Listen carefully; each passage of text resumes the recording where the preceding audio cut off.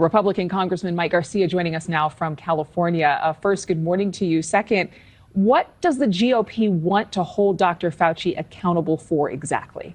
Well, good morning, Adrian. Thanks for having me. Look, we all want the same thing. We want clarity. We want to understand the origins of this virus.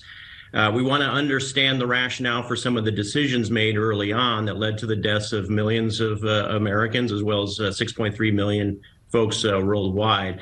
This is a gentleman that has been telling us to follow the science, and at the same time telling us he's the face of science and he represents science.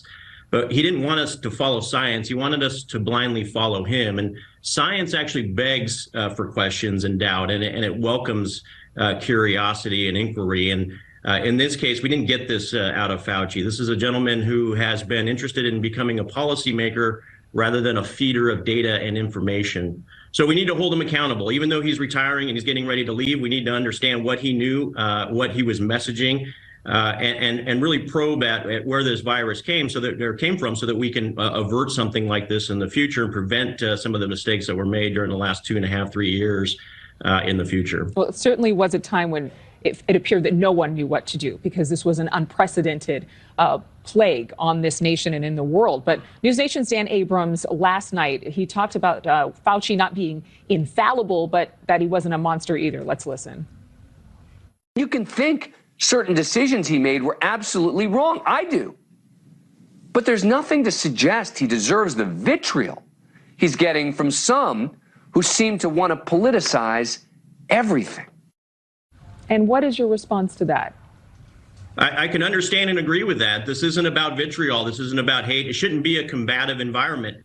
But we should be allowed to bring them in, have questions, and ultimately hold folks who made decisions that were wrong accountable. It's not a prosecution. This is looking into what has happened so that we can learn from the past and prevent this from happening in the future. And remember, this is juxtaposed to a very dangerous existential threat called China, and we do need to understand what China's role was in this. We know this is a man-made virus. We know this originated in China. We know it was spread at minimum due to a lack of proper handling procedures, but maybe it was more malicious than that. And so these are the questions we need answers to. And when you have Americans who were at the root of this and saw the origin of this, the development of this, and not share that information, this is the sort of fact finding and accountability that we need to seek as the majority here in the next session.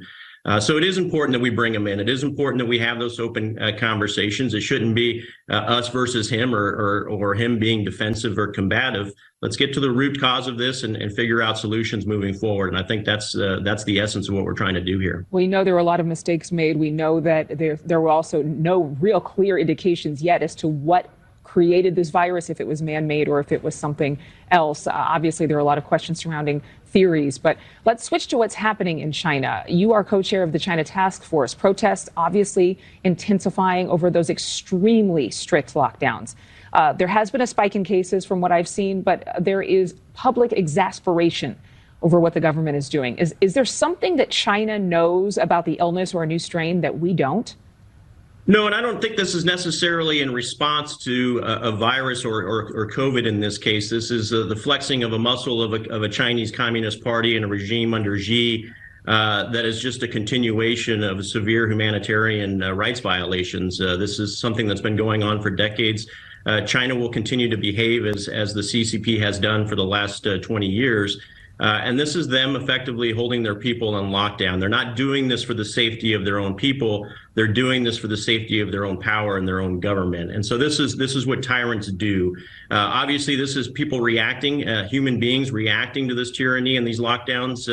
But they will suppress it. These folks will be ultimately repressed. They will disappear. I think these protests will end in short order. And so the question is how long do we as a nation continue to tolerate this? And I think the most important thing for us as the United States is to recognize that if China is willing to do this to their own people, imagine what they're willing to do to their adversaries, and recognize that they truly are an existential threat to our nation as well. And this is why it's very dangerous for this administration to dissolve the China initiative back in February earlier this year.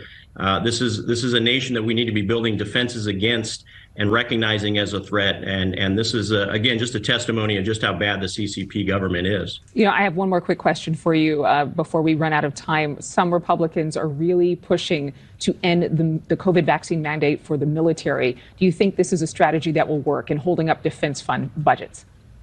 Yeah, I think we have to. Look, we have all-time low recruitment and retention. There's a lot of reasons for that, but the vaccine mandates are certainly aggravating that. I think something like 3,000 folks have been basically kicked off the books when we absolutely need. These are specialized warfighters, special operators in many cases. So as a veteran, someone who served, I've had a lot of vaccines while I was on active duty, but this COVID vaccine is not necessary right now and should not be mandatory. And we definitely should not be kicking folks out. So we do need to figure out how to bring them back on board, whether it's leveraging the NDAA and the DoD budgets to do so. But in this case, the Pentagon has failed, this administration. And let's remember that in the end, the president is the commander in chief in charge of the military. So all of these problems have breadcrumb trails that lead to the Oval Office in the end. And we've got to hold them all accountable. Congressman Mike Garcia, thank you for your time this morning. Thank you.